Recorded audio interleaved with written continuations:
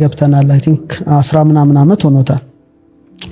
እዛ ላይ የጻፍኩት የቅድስት ድንግል ማርያምን ምሳሌዎች ከዘፍጥረት አንስቶ እስከ ሚልኪያስ ነው። 500 ገጽ የሆነ መጽሐፍ ነው። ትልቅ መጽሐፍ ነበር። 144 ምሳሌዎች ነው የጻፍኩት። ይሄ በጣም የሚያስደስተኝ የበኩር ልጅ እንደምትዩ አንቺ የመጀመሪያ እንትን ነው። አሁን በእንግሊዘኛ ተተርጉሞ ደግሞ ይገርማል። በእንግሊዘኛም 500 ፔጅ ሆነ ሲተረጎም። አሁን ወደ አማዞን ይገባል በቅርቡ ማለት ነው። 30ኛ ልጅ እንደማለት ነው። 4 ተከታታይ ነገረ ማርያም ቮሊዩሞች ነበሩ። የኢትዮጵያው ስኮላር ሊቅ አባ ጊዮርጊስ ዘጋስጫ የደረሳቸው ወደ 4 የሚጠጉ መጻሕፍቱን ከግዕዝ ወደ አማርኛ እንደገና ኮሜንትሪ ትርጓሜ ሰርችላቸው የታተሙ አሉ። ከግዕዝ ዝም ብሎ የተተረጎሙ አሉ። እንደ ሂቃር፣ እንደ ራይሳቤላ፣ እንደ ፊሳሎጎስ አሁን ከ1500 ዓመት በኋላ ነው ከግዕዝ ወደ አማርኛ የተረጎምኩት። ትልቅ ስራ ነው። የያዕቆብ ዘስሩግ መጻሕፍት የተረጎምኳቸው አሉ። መልካ ማርያም፣ መልካ ኢየሱስ፣ መልካ ማርያም ዳግሚት ሳልሲት፣ ከአስላሴ የሚባሉ መልክ የሚባል ድርሰት አለ። የነሱ ትርጓሜ ተዘጋጀ አለ። ከምርምር ደግሞ መጽሐፍ ቅዱስና የሕክምና ሳይንስ በጣም ራሱን ችሎ የሚወራበት ነው። አንዱ መጽሐፍ ለምሳሌ ብሉ አትብሉ የተባሉ ምግቦች ሰውን ሲያከራክሩ ትሰሚያለሽ ሚዲያ ላይ። ግን ለምን እግዚአብሔር አስቀድሞ ከለከላቸው? ሳይንቲፊካሊ ነው የሰራው። በጣም የቆየ መጽሐፍ ነው። በጣም አሪፍ መጽሐፍ ነው። ስለ ጄኔቲክ ዲዚዝ፣ ስለ ቫይረስ፣ ስለ በቃ አጠቃላይ ሰው ከጤናውን እንዴት መጠበቅ ይችላል የሚለው በጣም ጥሩ መጽሐፍ ነው። ብዙ ዶክተሮች፣ የሜዲካል ዶክተሮች ገዝተውታል። ሌላው አስትሮኖሚ መጽሐፍቶች ናቸው። አንድሮሜዳ 1፣ አንድሮሜዳ 2፣ ማዛሮት፣ የኢትዮጵያ ዘመን ቀመር፣ እነዚህ ፒውር አስትሮኖሚ ናቸው።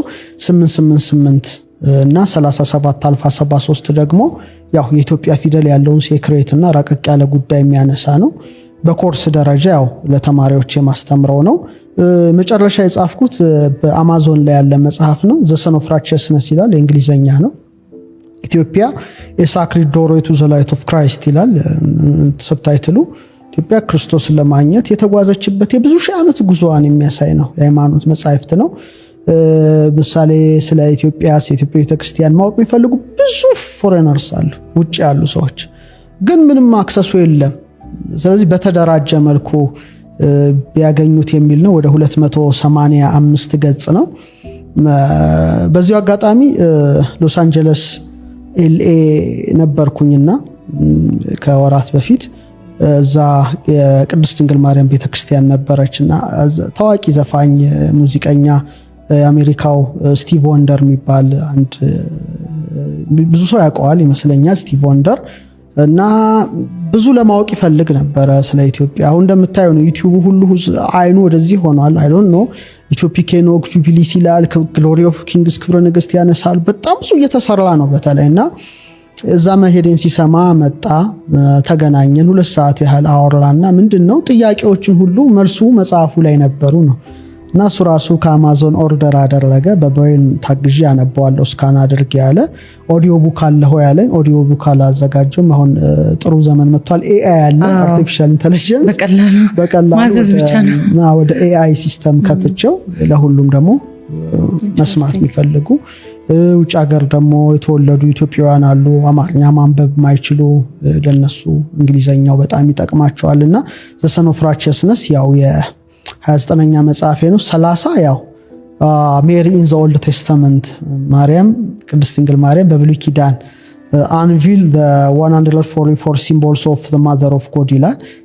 በብሉይ ኪዳን የሚለው መጽሐፌ ነው የተተረጎመው፣ ግን በስቶ በጣም ተጠናክሮ ተተርጉሟል። እሱ 30ኛ ስራዬ ይሆናልና አሁን 2017 30 መጽሐፍት ሞልቼ አቅመ አዳም ላይ ደርሳለሁ ማለት ነው።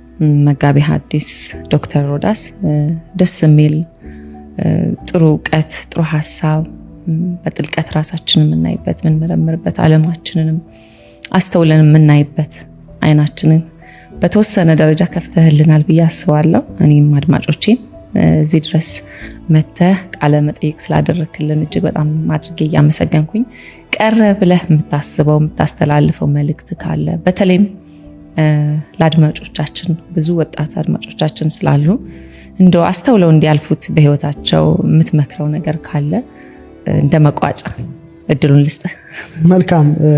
በስፋት ነው እስካሁን ያነሳ ነው ራሱ በቂ ነገር ይመስለኛል። በእርግጥ ጥበብ ታሳልቃለች እንጂ አታልቅም። በጣም ሰፊ ዓለም ነው። በጣም የሚያስደስት ዓለም ነው። ከመጥበብ መጠበብ፣ ከጠብ ጥበብ ይበልጣል። ይህን ብቻ ቢይዙ በቂ ነው። ከጠብ ጥበብ፣ ከመጥበብ መጠበብ ይሻላል። በቃ እና ከፍ ብለው እንዲመለከቱ። ዝቅ ካልሽ ዝቅታ ብዙ ጊዜ ላለው እንደ አሳማ ጭቃ ውስጥ ከመርመጥመጥ በልዕልና መጓዝ የንስር ክንፍን ገንዘብ አድርጎ መብረር እየተቻለ ለምንድን ነው እንደ እንትኑ ነው በቃ።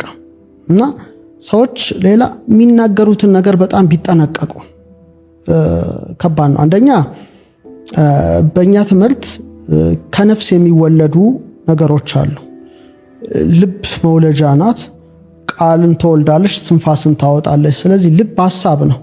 ሰዎች የሚያስቡት ራሱ ኃይል አለው እንኳን የሚናገሩት። ስለዚህ የምናስበውን በጣም ብንጠነቀቅ ራሱን የቻለ ኃይል ስለሆነ ማለት ነው። በእኛ በለም የሚወከል ነው። ሁለተኛ ኃይለ ንባብ የሚባል አለ። ቃል ነው። ቃል በጣም ኃይል አለው እና የምንወረውራቸው ቃላቶች እጅግ ከፍተኛ ኃይል አላቸው። አንድን ነገር ወደ አንድ ቅርጽ የመለወጥ አቅም አላቸው። ለምሳሌ ይሄ ውሃ ቀተሽልኛል አይደለ? እስካሁን ያወራነው ነገር በጎ ነገር ነው። ገባሽ? በጎ ነገር ስለሆነ ይህን ውሃ ደስ ብሎኝ ነው የምጠጣው። ምክንያቱም የተናገርኩት ቃል ኤነርጂ ውሃው ላይ ያርፋል ነው። ጀስት ሜሞሪውን ይዘዋል ነው። ለምሳሌ እናት አባቶቻችን ጠበልን ውጪ ያስቀምጣሉ። ጀስት ለምን? የምንናገረው ነገር ውሃውን ያረክሰዋል ነው፣ ይበክለዋል እና አንቺ ያድነኛል ብለሽ የምትጠጪው መልሶ ይገልሻል ነው። ስለዚህ የምናወጣው ቃል ራሳችን መልሶ ይገለናል ነው። ለምሳሌ ጃፓናዊ ሳይንቲስት እንዳደረገው ማለት ነው። ውሃ ላይ ጥሩ ቃል መጥፎ ቃል ጽፎ ድጋም አደረገ ነው። ሪሳይት ያደርጋል። አይ ላቭ ዩ አይ ሄት ዩ ፖዚቲቭ ወርድስ ኔጌቲቭ ወርድስ። ከዛ ጥሩ ቅርጽ የሰራው መልካም ቃል የተነገረበት ውሃ ነው። ክፉ ቃል የተነገረበት ውሃ በጣም በ24 ሰዓት ውስጥ ነው የተፈረከሰው። ስለዚህ የሚፈረክሱንን ቃላት ብንጠነቀቅ ጥሩ ነው። በጣም አንደበታችን ቁጥብ የተረጋጋ ከምስጋና በቀር ሌላ ባያወጣ መርጣለሁ። ምክንያቱም መልሶ እኛኑ ነው የሚጎዳን ማስጠየቁ ሌላ። ሶስተኛ ኢቭን ከልብ እስትንፋስ ይወጣል ይባላል። ስርጸት ሃ በሃ ፊደል እንወክላታለን። ለአብርሃም የተሰጠው ሃ ነው። ለሳራ የተሰጣት ሃ ነው። ለኛ ሶራ ሳራ እንላለን እንጂ በሂብሪው ሳራይ እና ሳራህ ነው። ሃ ነው የተሰጣት። ሃ እስትንፋስ ነው እና ምን ተነፍሰው ራሱ ኃይል አለው ነው። ስለዚህ ምን ተነፍሰውን እናውቃለን። ያውን ውስጥ ሳስገባ ምንድነው ማስገባው? ኤክሴል ኢንሄል ሳረግ ምን እንደማወጣ አውቀዋለሁ። ማወቅ ጥሩ ነው። የምትናገሪውንም ማወቅ ጥሩ ነው። ስለዚህ ተመልካቾችሽ፣ አድማጮችሽ አንቺ የሚያከብሩ ሁሉ መልካም ቃል ጣታቸውም ጥሩ ነገር መጻፍ መለማመድ፣ አንደበታቸውም ጥሩ። ምክንያቱም አለበለዛ ዞሮ ኤነርጂ ጉዳይ ነው። መልሶ አንድ ቀን ይመታቸዋልና እጅግ እሱም ቢያደርጉ